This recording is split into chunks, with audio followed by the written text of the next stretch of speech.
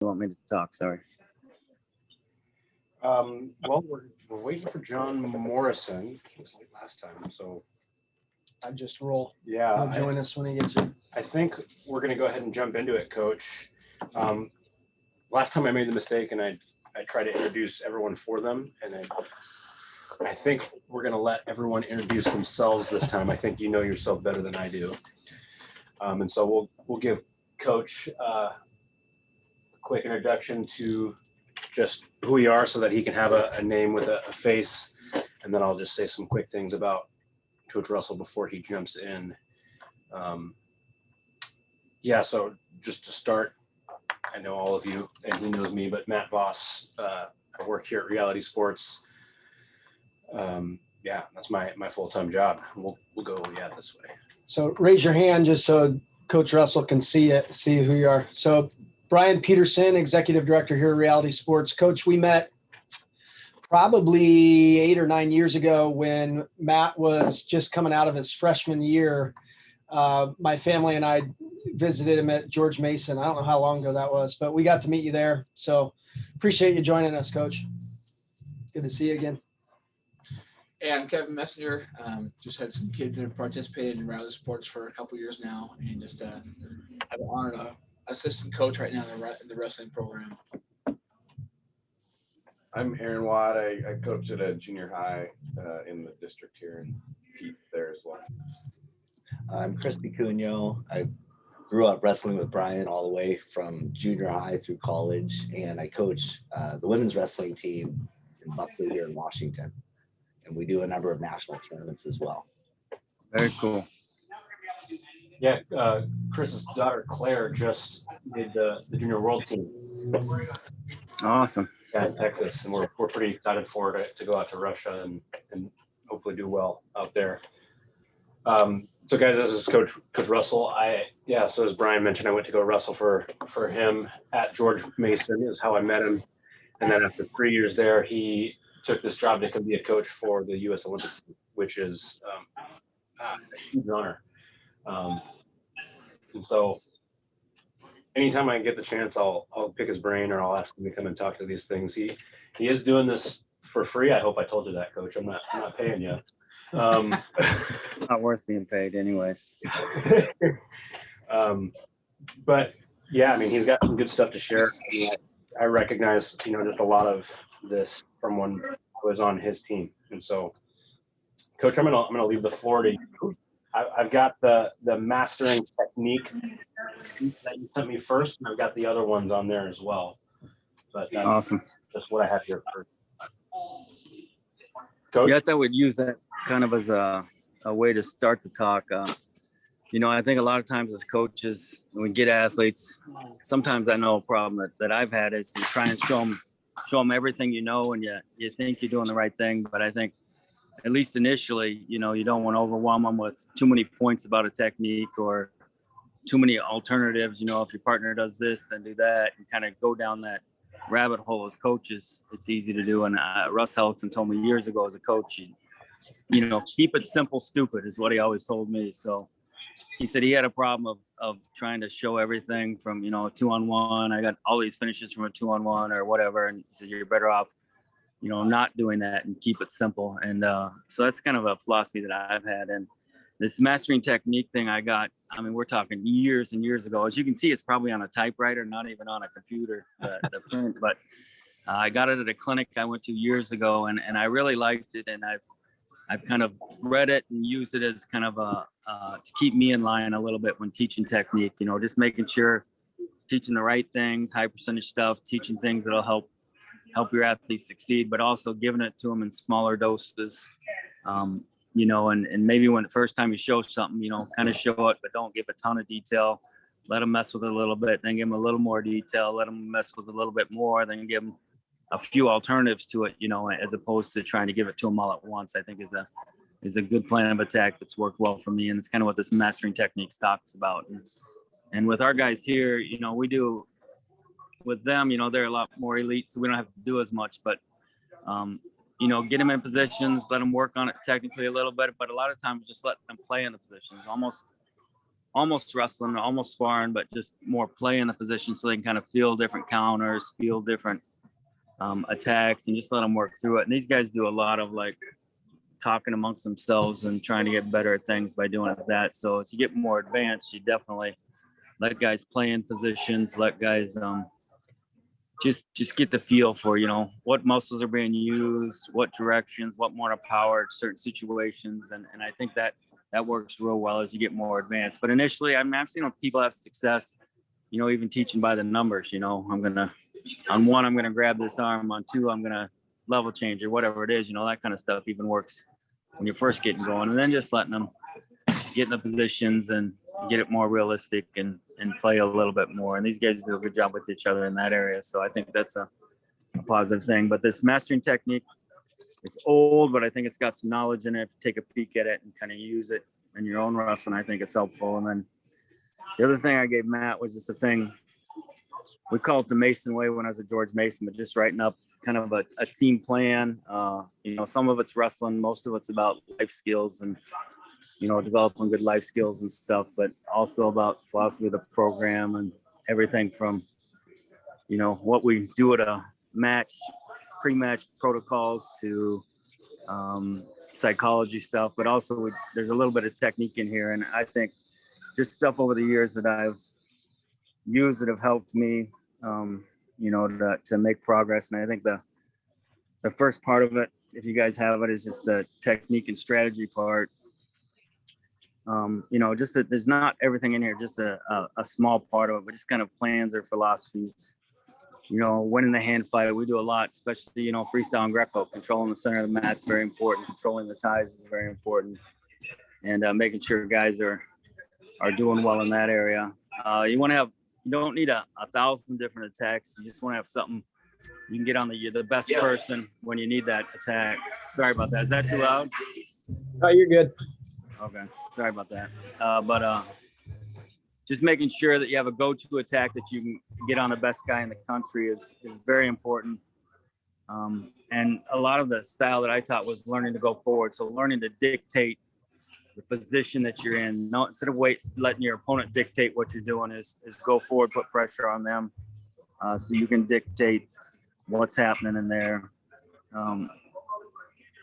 You know, riding in college, super important with college points. So a little emphasis on that, but you can really change a match. If somebody can't get away from you, they're going to be afraid to shoot because they don't want to give out that takedown, and you can win periods that way. You may not score a point, you know, but if you ride somebody out for the last 20 seconds of a period, don't give them an escape. And that way you've actually almost gained a point in that respect. So something to think about on that end as far as that goes. Then 5 keys to riding. The thing is, when I was doing my graduate work, I actually used it as a graduate assignment. I just emailed a ton of coaches from around the country and kind of asked them, you know, what are 5 most important things to riding an opponent? It was crazy to me that these coaches from all around the country, you know, they all kind of said different things, but it kind of came back to the same ideas. So these are 5 keys to riding that I think are good. You know, having a plan so you can kind of dictate what happens. Staying behind the opponent's arms and hips keeps you from getting too high, those kind of things. Controlling one part of the body. You know, some coaches would say, you know, you got to put a leg in, or you got to grab an ankle, or whatever it is. But it's really, you can control that one part of the body, you can control your opponent. And when in doubt, drive. So go forward is a lot of good thing to do on top. If you're not sure which direction to go, a lot of times it's going forward or driving is a good one. And then the last thing is you know, work to pin your opponent. So if you're always thinking of your opponent's worried about not getting pinned, they're not thinking about getting away. You know, they're not concerned about getting away. They're concerned about staying off their back. So trying to score that way. And the other thing it does when you're working to pin an opponent, it just takes a ton out of them. You know, when you're fighting to stay off your back, your heart rate gets real high. So I think it's one of the 5 keys to riding. That's a good one. Escapes and reversals. You know, if you can get away from anybody and they can't take you down, you can win every match, kind of thing is kind of the philosophy there from a folk style perspective. So that's that one. 4-step process for getting off the bottom. You know, just to give guys ideas on that thing. A lot of it's attitude. You got to have that sense of urgency. It's a big one. Position's always huge. You know, you want the best position you can. So you're on your belly, it's getting your knees. If you're on your knees, getting your feet. If you're on your feet, facing your opponent. Just trying to always improve that position. And then no handles. The more handles you give a guy on top, the harder it is for you. So think about clearing handles or not giving handles to the guy. And then, just having guys problem solve when they're down there. So, know when to switch their hips, know when to stand up, know when to roll, those kind of things are good to teach there. The next thing there, 10 great times to score, is just something I put together. Well, actually, Marty Morgan and I coached together at Minnesota. We put this together just thinking about watching videos and watching stuff. Great times to score against great guys, how to get it done. And so this is a workout I used to do. Matt did it a lot at George Mason. So this stuff I believe in, push and pull helps you get an angle, half shots to second shots, full shots to second shots. You'll see it. I mean, these guys, they make a living off this stuff at the international level as well. So that's how you get the good people.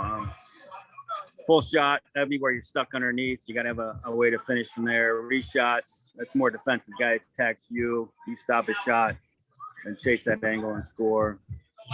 I think a lot of times, athletes think it's got to be a real pretty score, but even against good people, put pressure on them so they shoot, or snap, pull them underneath you to go behind. That's a great way to score. Even if you got short time and you got to win, I think a lot of times we think, it's got to be a pretty double leg or single leg or something like that. But just to snap down, go behind works at every level. And great example of that is 2017 World Championship Finals. U.S. hadn't won the World Championship as a team since 1995. In 2017, our two guys in the finals that needed to win, Kyle Snyder and Jordan Burroughs, needed to beat Russians. If they beat the Russians in the finals, we won the Team World Championship as well. And both of them won those matches where they were behind, and the second period came back to win, and both won up. Their last scores were go behinds. So, go behinds, not the sexiest move looking, but man, it wins world titles. So stick to it. And the other ones on the list are ones when human nature, we take mental breaks a lot of times. We all do it. You get in a situation, you want to just take an extra breath, or you want to get out of your stance for a minute. And these are great times to score against great guys. So right after a scramble, when somebody wants to take a little mini break, that's when you go, or right after a score, right after escape, right after takedown, transition right into a turn is huge. Or, in folk style, you get taken down. The best time to go is when the guy on top is celebrating a little bit for taking you down, and that's when you go. Good time to get your escape. So when they're taking a mini break or attacking on the whistle is another one. Everybody likes to dance for a second or two, but if you get on them right away against great people, that's a great time to score. The last thing I think I sent Matt was the team drill. This is something I did first when I was at Minnesota, just kind of devising it with some guys, and they really liked it, then started doing it more with the team. And then we did a lot at George Mason. It's just guys aren't sure what the workout is, what the plan is. I think it's just a good little plan of giving them some finishes, giving them some variations. They can learn how to chain wrestle a little bit, but just gives a real simple plan and almost choreographed. And I think that helps people to learn, chain wrestling, momentum, learn preferred, what's your preferred finish, what's your secondary finish, thing like that. So this team drill is a good one, and you teach it to the kids, then get them to do it on their own more, and then they can start learning to do stuff on their own. So these are just, great times to score stuff, great attacks that we have. The blast shot, underhook, throw by, that's just a little series so they see how, chain wrestling works there. And the defensive stuff, a lot of stuff on the mat, getting away and that kind of stuff. So it's just a team drill put together. And when I was at Minnesota, we'd have guys do it, day before weigh-ins, get their sweat going, kind of get that way going. I use it a ton at George Mason just because I think it teaches them some basic skills, some high percentage stuff that can help them in a lot of positions. So, it was really effective at Minnesota. In fact, the guys that kind of convinced me is real good, Jared Lawrence and Luke Becker used to make me put them through it before they would go compete. And then they, both won national titles. So that, all right, we found the right skills for them to use. But, it doesn't always work that way. But I think it's a good thing to give your team a plan. What are the key things we focus on? It's not overwhelming. And it's a good, I think, a good structure to give them so they can go into every practice and not have a clue what to work on. If you're not sure what to work on, do the team drill. It makes it pretty easy. So those are just some thoughts I thought I'd throw you guys today, technique wise. You know, I think the good thing about technique is we can all get it, we can all learn it. It's lots of video everywhere, and it's, as Matt will tell you, it's the easy part about coaching. You know, we can all get good at teaching skills and technique, and the more important stuff we teach has nothing to do with technique. So this is a easy talk for me to give because this is the easy stuff, right? So you guys got any questions for me at all? Does anyone have any questions for Coach Russell? Yeah, I was gonna ask on I the. don't know if I can hear you. Can you hear me now, Coach? Can you hear me? Yeah, I got you. Okay. So on the Yep. technique Yes. on the technique and strategy page, the 10 great times to score, would you actually integrate Yep. those into drills? So you'd set something up where a scramble happens and then you go right into an attack after that. How would you drill those? Yeah, no, those are great drills to do with your team. So in practice, like half shot, second shot, really, I just want them selling a hard fake. You know, it's where you're taking a shot. You're not trying to score. You're just trying to open a guy up. So that's just more fake and go, or blast shot where you hit a knee, come up to an underhook just to get to your attacks, or just selling a hard fake kind of position. And then a full shot getting stuck all the way underneath. So you have a guy shoot in, the guy sprawls. Maybe he's not even on the leg, so he's got to hit a peek out, or maybe, you know, a redouble or something like that, where they got to learn to, you know, knee slide, suck up, get their weight back underneath them, go from there. And I think those are great drills to do because it's more realistic. You know, sometimes you get lucky and you blow through a guy, Right. but a lot of times, especially late in a match, if you're behind or, you know, the guy's waiting on your first shot and it's easier for him to stop your first shot. But when you're ready to reload and hit that second shot, that's where you do a lot of damage, those second and third shots. So definitely want guys doing that, drilling so they can get used to it, but then more just let them play in there where the, you know, the guy counters hard on their first finish and they got to go to a secondary or that kind of stuff. And I think it's very important because that's, you know, it's nice when you can just blow through somebody, but a lot of times, you know, positions where you're just fighting through them and you got to readjust, get your, you know, weight off your hands or get your head up, your back straight, your butt in. And so you're fighting for those positions.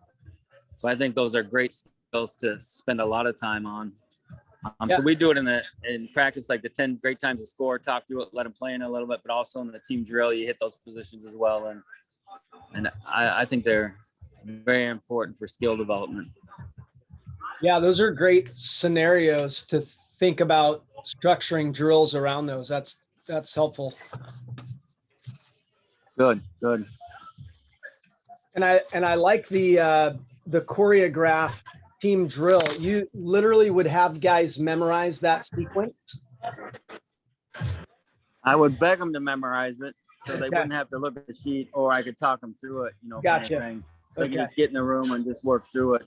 And I know, you know, I talked about Jared Lawrence earlier, but him and Brandon Paulson have a great club in Minnesota that's putting on a lot of the best kids in the country, Pinnacle. And they actually do a camp where they choreograph, like, I don't know, it's like a minute or two sequence. So they work all camp so the guys can kind of flow from one thing to the next, to the next, to the next. And it's been a good camp for them, just teaching the kids, you know, chain wrestling and scrambling and that kind of stuff. So they actually have a camp they call Choreograph Camp. Their camp is that way. So I like it.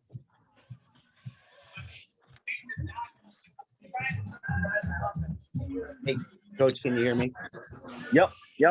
Could you speak to kind of your week-long pacing? I know there's different philosophies like taper days, hard days, live days, and maybe speak to how you incorporate weight training in there, potentially cardio stuff.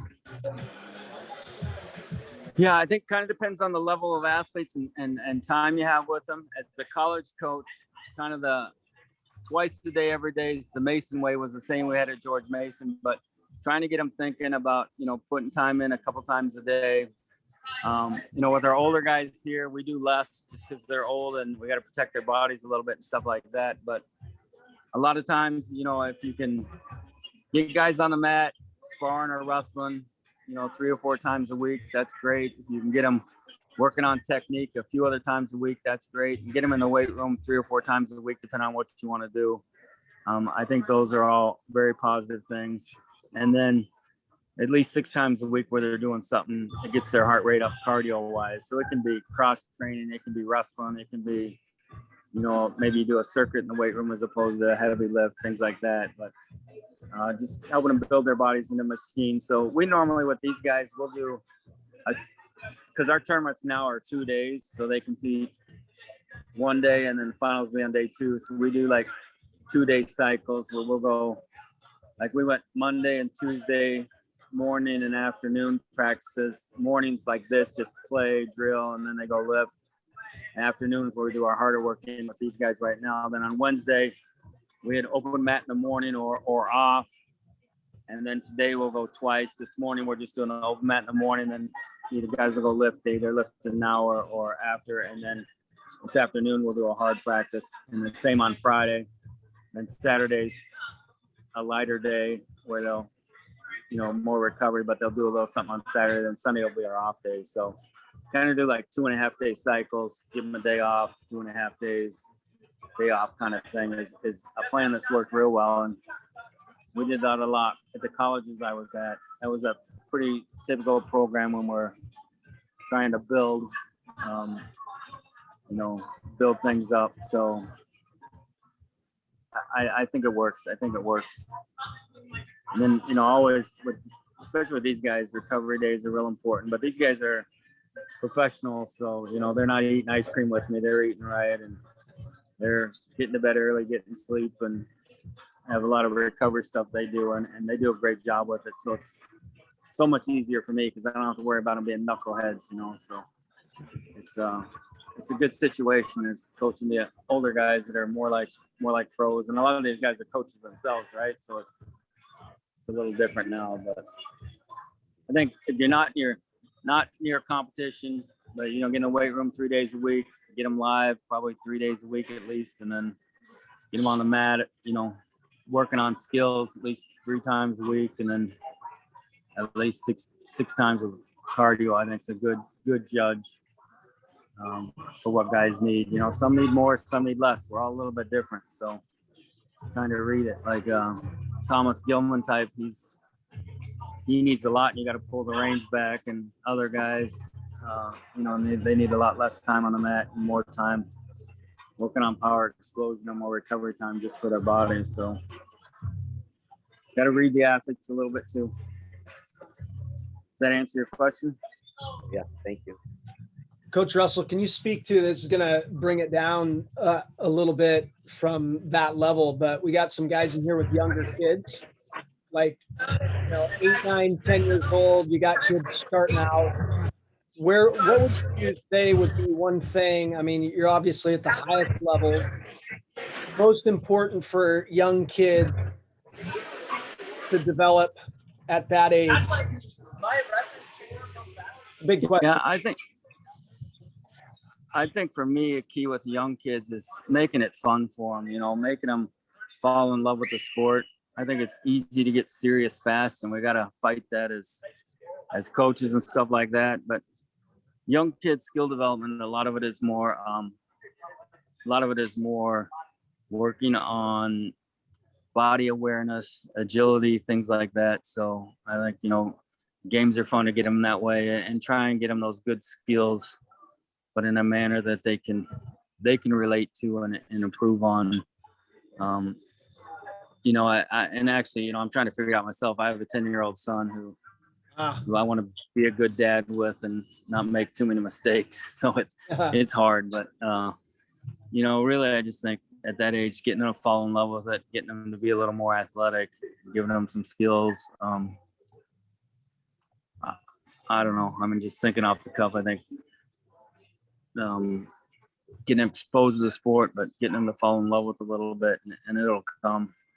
A lot of these guys have spent their childhoods on the mat, but if they don't love the journey, love the process, they're not wrestling when they're older. So I guess that's my initial thoughts. It's 6 a.m. for you guys. You won't remember a thing I said anyways, right? We So got you're it too all. tired. We're sharp, man. We're taking notes like crazy here. It's like later here, so it's good. But I don't know. Yeah, I just think, get them the basics. They're going to love the headlocks when they're young, and that's great. They learn the hip stuff, but also give them something to work when they're older and when they're at this age, just maybe even share with them what these guys are doing. This is our Olympic team, and they work on stance and motion every day. They work on little movement stuff. It's not some crazy trick that wins. It's just basics win, and it's these guys know it, and that's where they spend their time. And occasionally they do something that looks cool, but really it's just the basic stuff that kicks butt for them. So.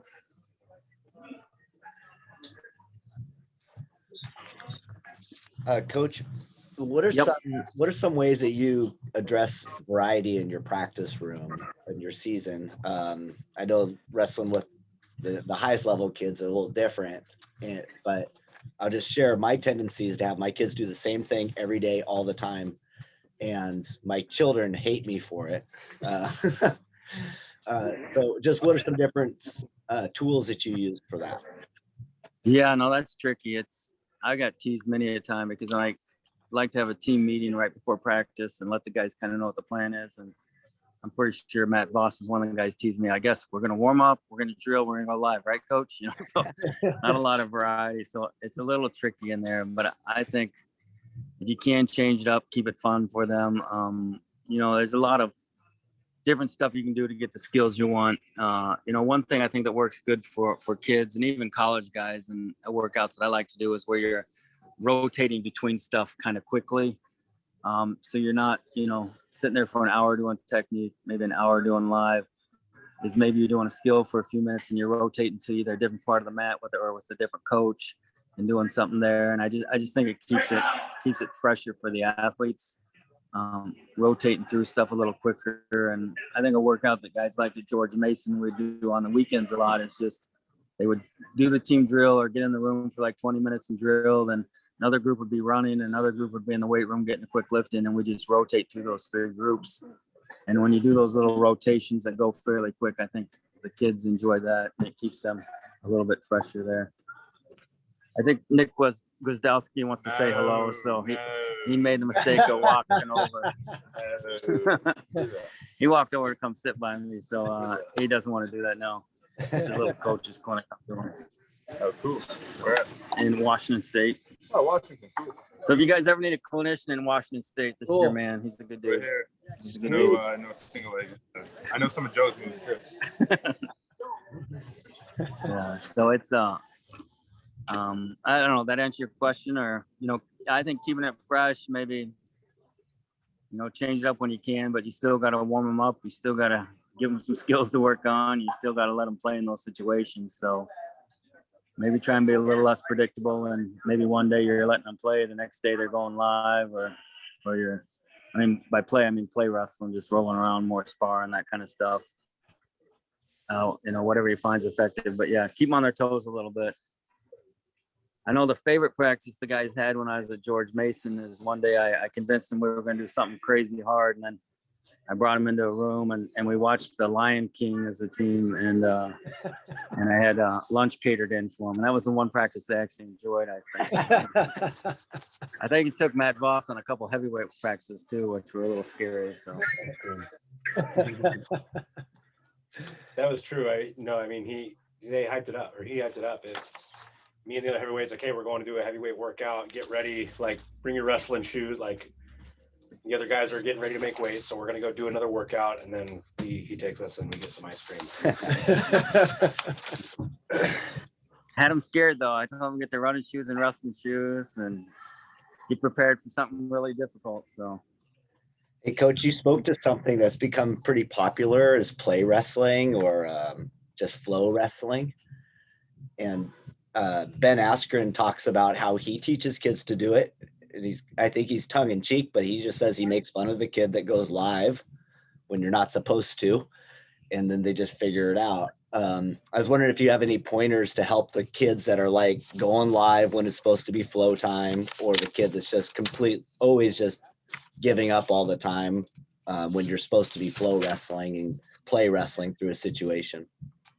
Yeah, no, it's a little tricky. I think with the younger guys, when you're trying to teach them, if you can get them with an older guy that has experience there that can kind of help them, give them a right feel for it, I think that's good.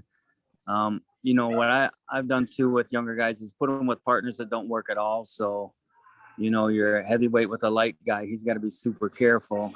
And your light guy's got to be careful not to make the heavyweight mad so he doesn't get beat up. Put them in a situation where they can't go live, and that helps them learn how to play. But it's great for skill development, especially with, this age group. They know what they're doing. So they'll defend a shot one way. The next time the guy comes in, they'll defend it the other way. And it helps you grow defensively and offensively. But younger kids, tricks I'd use is give them maybe with a guy that's show it to them, have them watch it visually, and then maybe get them with somebody who's better at it and that can help them, or put them in a situation. You always got to worry about liability, right? You don't want a kid getting hurt, but if you got, maybe you got an older high school kid with a junior high kid or something like that, where, they'll be smart and protect them and they can learn how to play a little bit in there. But yeah, it is tricky. Sometimes they'll get in there and they'll get in terrible positions because they think they can, and you don't want them learning bad habits either. But it kind of gets it, when you're teaching the technique, you progress, they kind of got it, they play, then maybe they get it more going live. So kind of working your way up the chain with that, as far as from just the skill development, getting them there. But yeah, play too early, they won't have a clue. Well, that's not true, because you watch little 2 and 3 year olds, they go out there and play wrestle like crazy and do a great job at it. Then somewhere along the way, we lose it along the way. So helping them get it back is important. I don't know what Adeline and her sister are doing, but you see that over there, they're doing the crawl around the body without falling on the mat. Yeah, I wouldn't mind. A little crazy. Even if we just go over with the next. Yeah, That's a good strength skill there and coordination. I got one more. I want to. No, Coach, what are some things that you do for the kids that you got them in the practice room? They got great technique. They wrestle well in live, but then they go out to the match. wants to go to the world.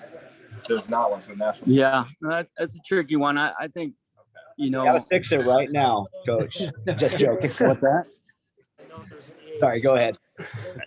No, I would say with younger kids, be careful putting them out there too early when they're not ready for the stress and pressure of going live or competing.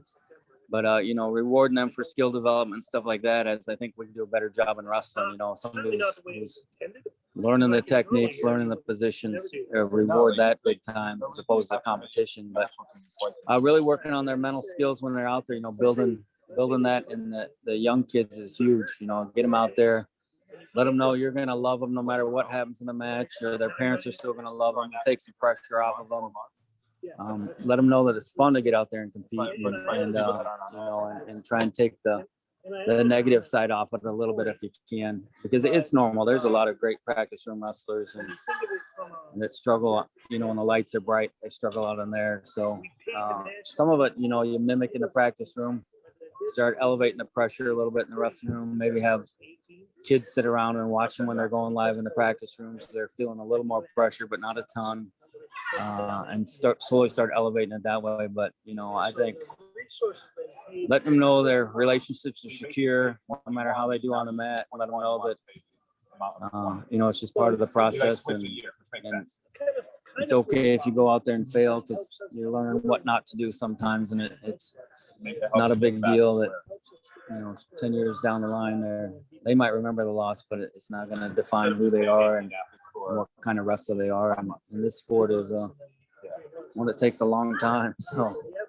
it really, you just got to hang in there, and then you can get there, kind of thing. So I think a big thing is just making sure they feel valued and loved, and don't feel that extra pressure when they're out there, and then create it in the room as best you can. It's not the exact same, but help them start working on those mental skills when they're in practice. If they're getting tired, they get them tired in practice, then show them they can still shoot a double leg when they're exhausted, or if it's they're scared of their opponents, put them against somebody really scary in the practice room, and they'll let them know they can survive that kind of thing. So when they go out there and do the actual competition, they're not feeling as much pressure and stress there. But that's my initial thoughts. I don't know if it's hitting what you want. But.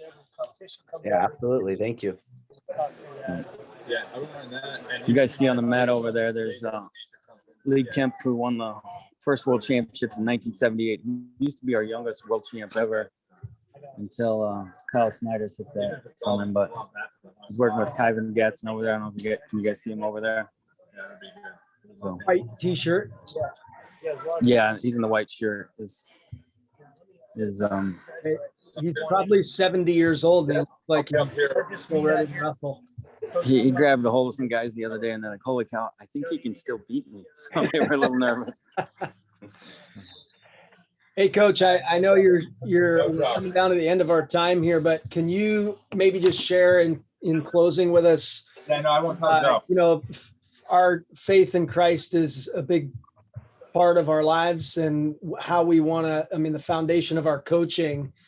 Can you maybe speak to that? You're obviously in a position where you can't be maybe as open with your faith, but maybe speak to how you use your platform of coaching and how that integrates with your faith.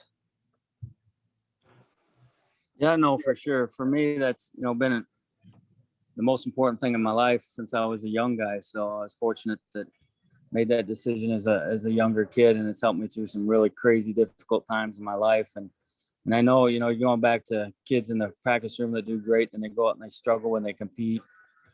For me, it was always, and for a lot of athletes, it really helps to take that stress off, knowing that you can let God carry it for you. And for me, that faith can give you a ton of strength, not only in life, but also, on the mat. You realize you're wrestling for something bigger. It makes a big difference.